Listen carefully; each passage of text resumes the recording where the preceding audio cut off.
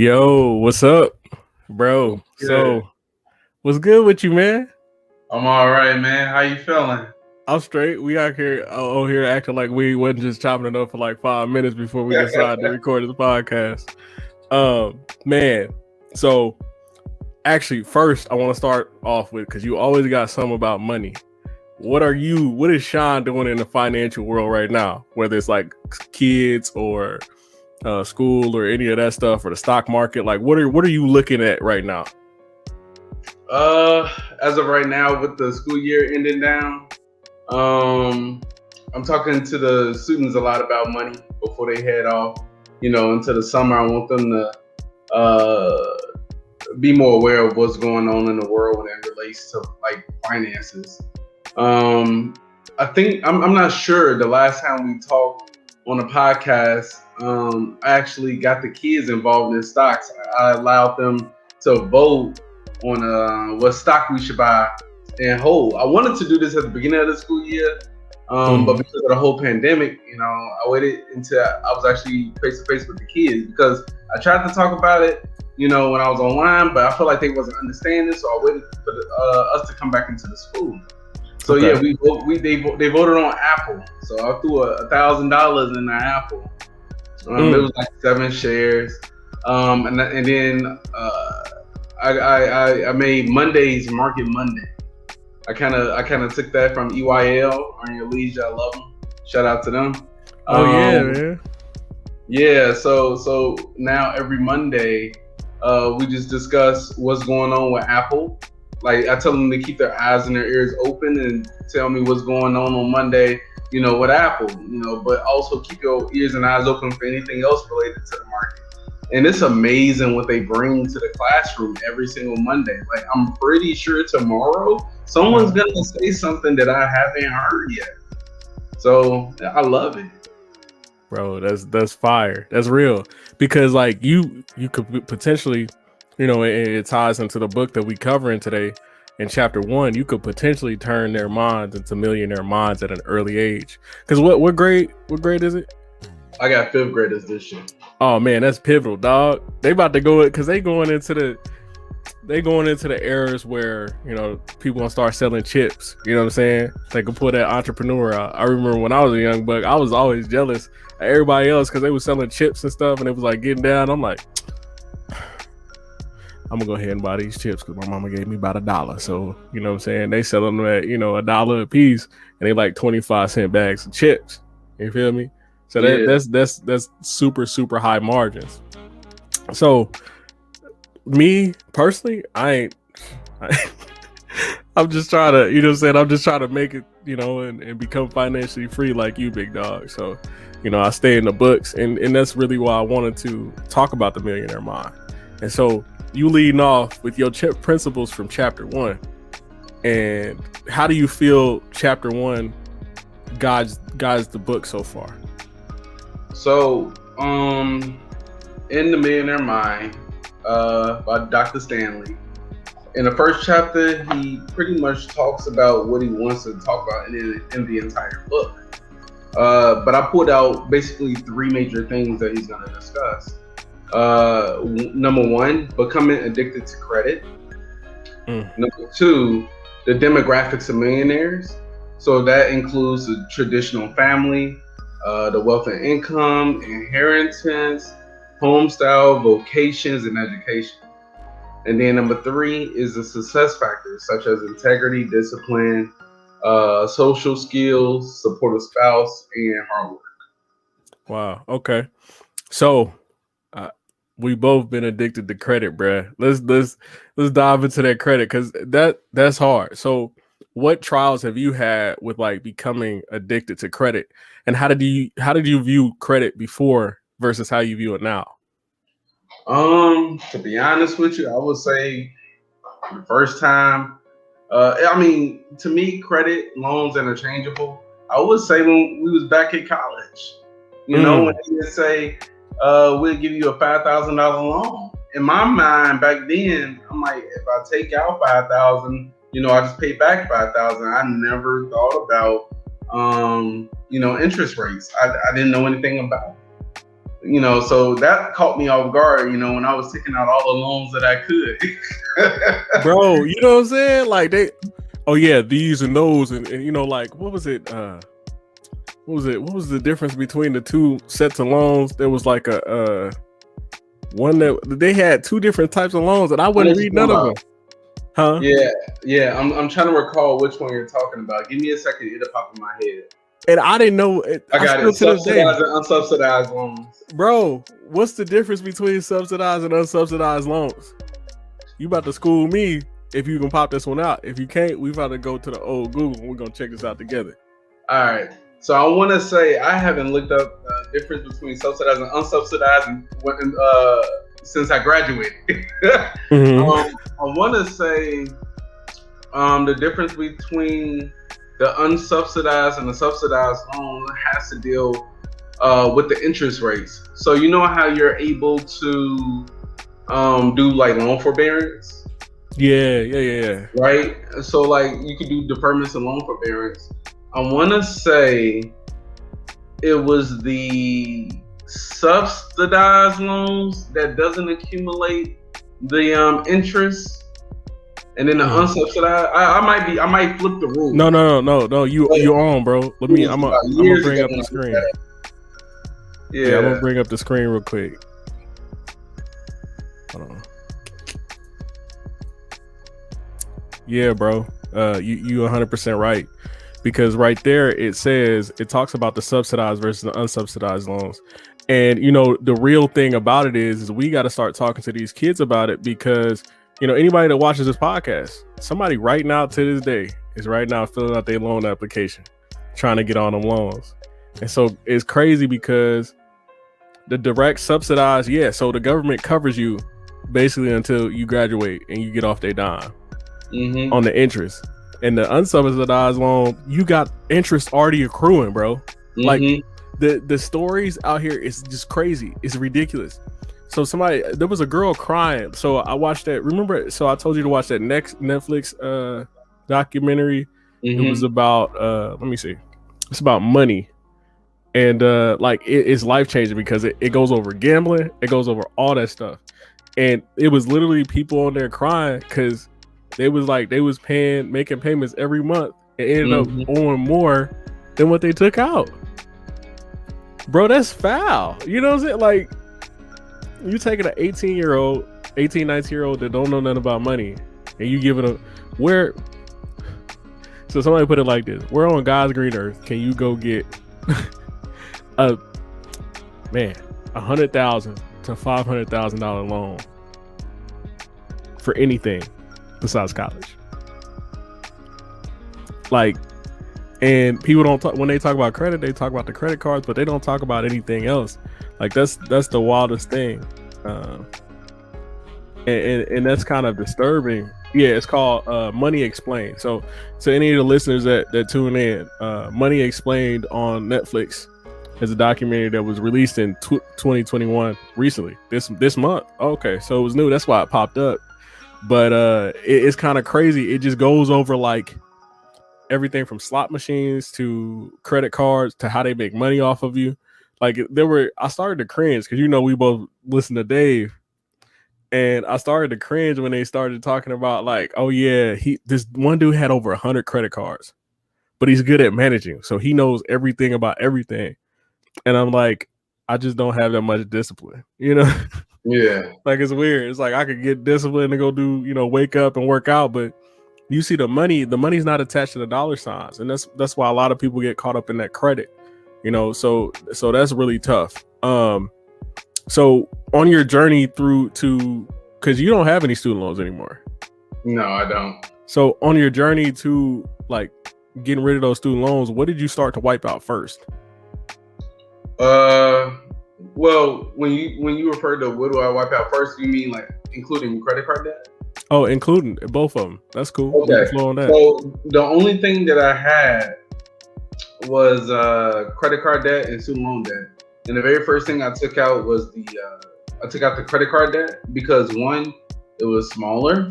I think I owed about $4,000 at that time, trying to get my car together. But that also had the highest interest rate. Wow. So I wanted to take that one out first. And I knew that my student loans would take the longest because that was $50,000, you know. So I had to make an entire plan for that. You know, teach for 5 years, get $18,000 forgiven, and then save up the other 30. That was my plan. Okay. So you started with the credit card debt, and I think that's important for a lot of people to understand. Is it's not. I just finished Tim Grover's book, Winning. It's not really about the process as much as it is getting a W. And he trained Michael Jordan. He trained Kobe. He trained like all these greats. He's currently working with Russell Wilson and the NFL quarterback. And he talks about no matter what you're doing, go get the first W. And the first W is what we talk about this in this intro is the credit card. You know what I mean? Like that's huge, bro. That it's crazy how pivotal it is. And then I don't know if you had the same feeling, but as soon as I started rolling, like I was good. I'm like, okay, I can do this. You know, like Dave talks about it a lot. He's like, you can do it. You can whoop that credit's butt, but you can't, you know what I'm saying, allow it to whoop you. So that's super important. And so you talked about 18 grand and student loan forgiveness. What was that? It was I'm trying to remember the specific name for it because there's two different kinds. Mm-hmm. The one that I did, it was because I taught for 5 years, but it's another one where like if you do some type of non-for-profit in underserved community, it all gets forgiven, but you have to make 120 qualifying payments. I wasn't about to do 120 qualified payments. I even asked them, I called them up. I'm like, can I just do 120 qualified payments right now? Like, you know, can I just drop the whole thing? They're like, no, that's not how it works. You have to do it every month. And I didn't want to have my student loans over my head for 10 years. I just rather pay it off. That's crazy. That's like they're trying to get you on top of getting you. Yeah. So like we're going to get this bread. Guarantee that it'll get forgiven.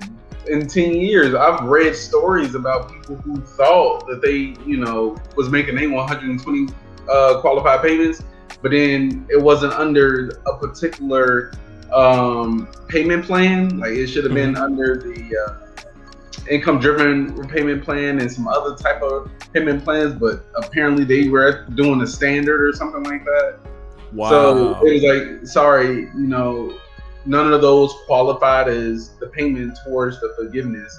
So basically, you got to do another 10 years. That's 20 years, man. Bro, people out here getting fleeced. Nah, it wasn't going to be me, man. Straight fleeced, bro. Like, what kind of, you know what I'm saying? Where they do that at? You know, like, people already don't really read when they get the loans anyway, bro. They just see dollar signs and money. And you asking a bunch of generations that have been uneducated. Literally, mom and dads, a lot of them don't know what the college system looks like now. Because they assume that you can just get a job and pay it off. Because they've been at the same jobs and a lot of the same gigs for 10, 20, 30 years, right? So you get caught up in that like monotonous trigger. You look up and student loans are sky high. But their whole life, they're tied into this stigma of, you know, get a job, you know, go to work, go to college. You got to go to college. You got to get a degree. And I'm like, the first conversation that you ever need to have, especially when it comes to like credit and stuff like that, is how we going to pay for this degree? Because I just had somebody on the podcast like last week and she was, you know, we were talking about, you know, she's debt free and she's an Army officer. And because she got a scholarship through the ROTC program to go active duty, bro. So that means she got everything paid for just staying fit and then doing her service time. And as an officer, she gets more pay, right? And so, but nobody ever really discusses that in, you know, our communities, you know, and that's hard. And that this is not even talking about like a black and brown community. This is talking about white communities. This is talking about like every racist community, because you have a lot of people, you know, even a lot of people of fair skin that are very well off, but their kids are in $500,000 worth of debt. And we're not talking about from a house. Like I got homeboys, this is for a degree and they ain't even get the degree. That's the hardest part. Like, do you remember that scandal not too long ago where people was paying for their kids to go to like certain schools? Did you hear about that? I remember with the girl from Full House. You talking about that one? Yeah. Yeah. Did she get jail time? Becky or whatever? Didn't she get locked up for that or something? Yeah, she did. Bro, that's got to be wild. Like, you know, she was in a good jail. Like, hey, you know, there ain't no way they putting. But like, it's weird. Like, I would have even thought like, just based off her stardom, she could have pulled some screen like, hey, homie, you know what I'm saying? Like, without the bread, you feel me? Like, either way is crazy because nobody values free. And that brings it back to the credit. There's that 360 again, because when you get free money, you don't value that. Like somebody was just talking about on social media how a lot of people try to sell their TVs and stuff because of the beer bug. We're gonna call it that because I heard that YouTube like to flag videos. But the beer bug, like people got these checks, now they trying to sell the TVs and everything that they didn't got. The unemployment is slowed down. You're gonna start seeing more people looking for work. But a lot of people got so much pride, and man, Sean, credit comes from a lot of pride. Trying to impress a lot of people that you don't even like, especially in college. I don't know if you got caught up in that, you know what I'm saying? But like I was just buying stuff, trying to look fly, not checking the budget. You know what I'm saying? Yeah. I'm like, and these people don't even like you, bro. You know what I'm saying? Like, that's why I gravitate to cats like you that's doing different money moves, because I'm like, that's my language. That's my language.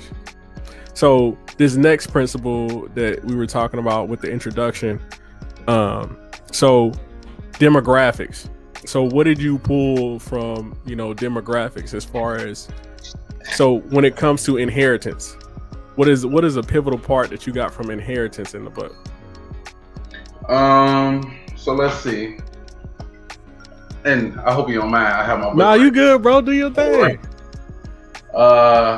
So when we talk about the demographics, they were talking about the based off of the millionaires that they surveyed, what was some commonalities between them, and I'll just read a few before jumping into the inherited wealth. So for instance, it says a traditional family. I am a 54-year-old male. I have been married to the same woman for 28 years. 1 in 4 of us has been with the same spouse for 38 or more years. On average, we have 3 children. Most of us, 92%, are married, and those married, 95% have children. Only 2% of us have never been married. About 3% are widowed. And it's a ton of references towards percentages based off of the millionaires that were studied. But just to jump into one of the questions you asked about the inherited wealth, I'll read those 2 bullet points. We live in fine homes in quality neighborhoods, but only 2% of us inherited all or any part of our homes and property. So a lot of people believe that people who have money, it was all given to them. But based off of this book in 2001, it says that was only 2%. Well, and that's the, you know, that's crazy. That's the beautiful part about Thomas Stanley is, let me put some respect on the doctor's name, Dr. Thomas J. Stanley, is he spent his life becoming a millionaire doing the research with the data. And like out of all the data and the research, you know, it's crazy because people like to spin this narrative, you know, about money and like how people inherited, or they trying to get rich, or, you know, like they just got all this money.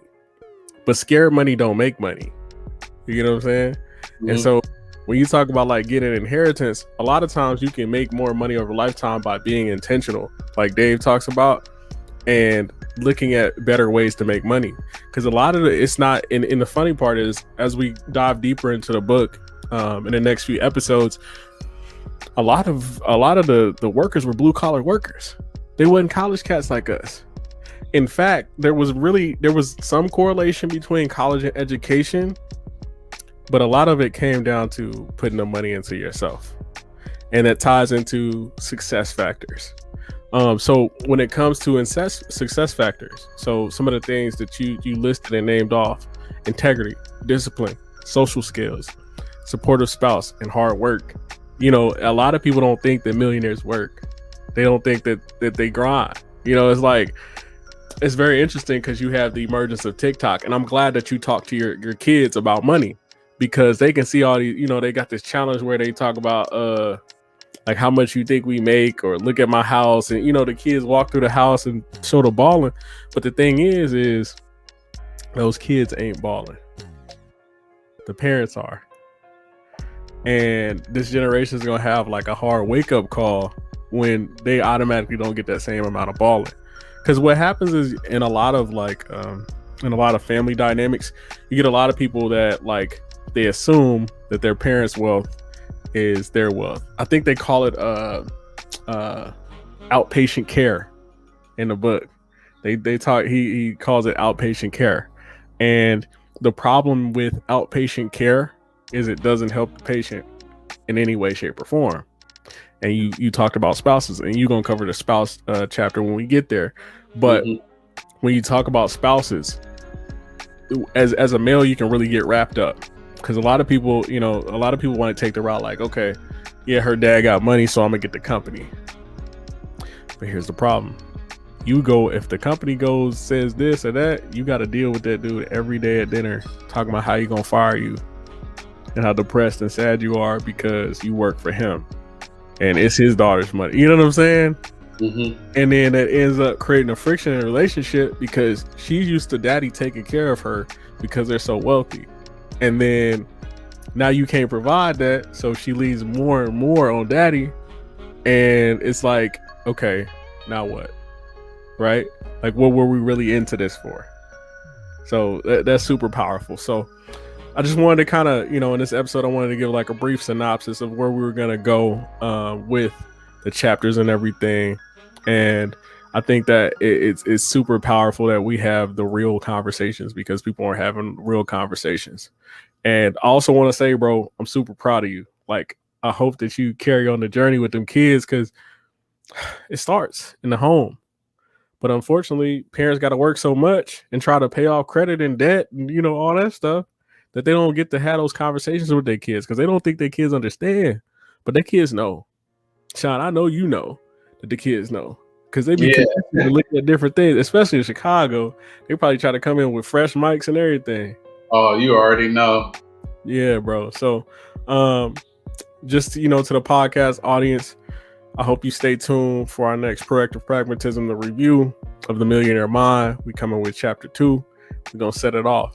Bro, so before we end, end the episode, you got anything you want to address or talk about? Let me see. Let me just do a quick flip. Let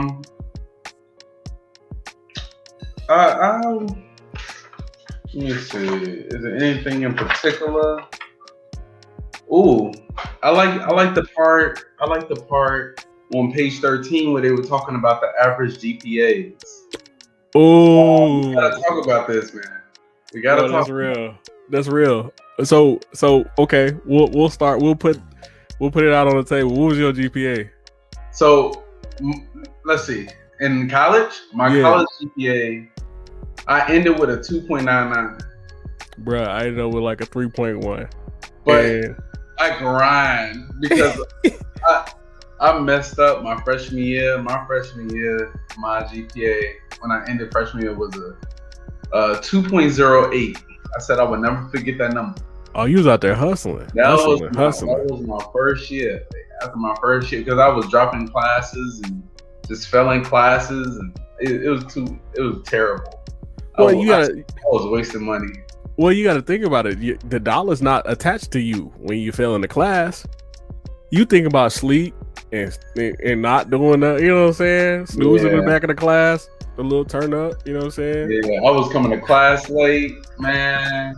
I thought 8 a.m.s would be easy because I did it in high school.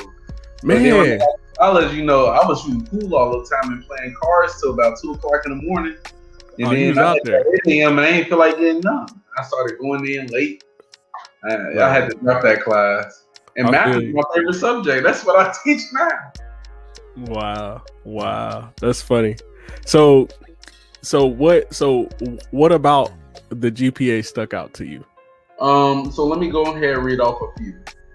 So they were talking about the academic measures, which is they use the mean, and if you remember what the mean is, or the audience is, when you add up all of the numbers and then divided by the total number of numbers there are. So first, let's start off with the business owners and entrepreneurs, and remember, these are all millionaires. So 32% of the millionaires that were surveyed, they had an average GPA of 2.76. And then they also talk about SAT scores. I'm gonna be honest, I took the ACT, so I don't know how to really relate these scores to the ACT. I had to Google it later. But the business owner and entrepreneur had an average SAT score of a 1235. And then when it comes to the senior corporate executives, which is 16% of millionaire survey, the average GPA was a 2.93 with a SAT score of a 1211. Wow. When it comes to attorneys, which are 10% of millionaires surveyed, their average GPA was a 3.04 with a SAT score of a 1262. Wow. Physicians, they make up 9%. A GPA was a 3.12, SAT score a 1267. And then other is 33%. So these are teachers and other professionals. 2.96 for the GPA and the SAT score of a 1096. I'm sorry, a 1090.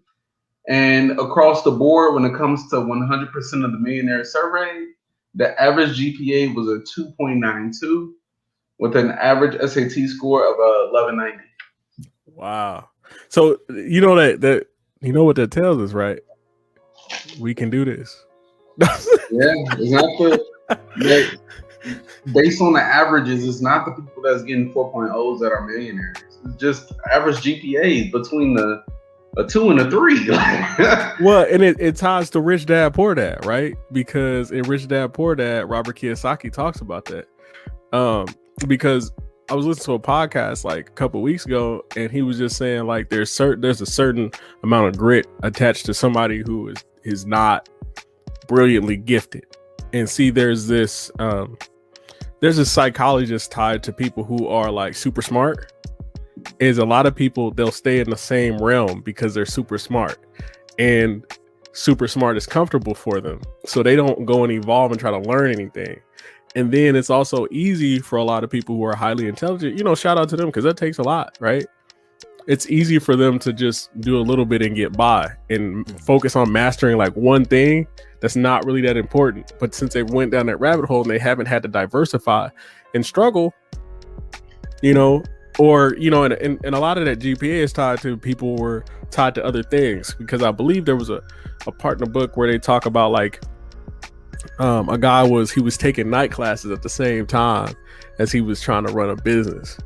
And so everything that he was learning in business, he was able to implement, from those night classes. And that's powerful, because it shows that like y'all listeners out there who struggle with money and like and opportunities and stuff like that, like you have a great future ahead of you if you follow that with passion. Because later in the book, they talk about investment, and they talk about how you should invest in yourself, in your business, in what you do. And investing in yourself ties to wellness. It ties to the physical. It ties to the mental. Just all over, right? Treating your body right so you can produce. Because I mean, it's just crazy. Like I remember one time you talked about how my YouTube channel had evolved. I was real fired up, and now I'm more calm. Well, it's like I realized it's cool if I get up at 4. I can be very, very productive, but I can also be very, very productive at 6 if I balance my day right. Some things might have to slide to the left or the right, but you start to find, and I don't want to say balance, because when you're pursuing a passion, there's really no balance. But let's be honest, you can't balance everything at the same time. That's why like we're on the same mindset. Like you brought Zora when we was, go out and have a good time. That was your way of balancing what you wanted to do and balancing your network at the same time. That was super smart. Because often when I go to the land, I'm gonna visit a friend, and I'm gonna see SHAWN, and I'm gonna go do something else. You know what I'm saying? So it's a power trip, but it helps you get back to the grind and what you're passionate about. Because the beautiful part that you talked about with the students is like, you just be focused on your craft, dog. That's what I respect the most about you. Is like, you focus on your craft, and then Zora popped up. It's like, hey, oh, hey. That's the type of energy that you need on your team. And I want the listeners to pay attention. Is like, the reason why Shawn is on this podcast right now, the reason why I'm on this podcast right now is because we're creating a circle. And that circle becomes powerful. And when you start reading books like The Millionaire Mind, you start applying the knowledge every single day. So, was there any other points you wanted to, cover before we wrapped up? No, not for chapter 1. That's pretty much it. Okay. All right, y'all. We appreciate y'all checking into the podcast. Just, stay tapped in, like, subscribe to the YouTube channel, Facebook, all of that. We're going to be discussing the rest of the chapters. I believe there's 10 chapters in the entire book. But, we always learning. We always growing. If you got any feedback, you can reach us at PROACTIVE20@gmail.com. Yo, this has been Tommy and Shawn with the Proactive Pragmatism, the review of The Millionaire Mind.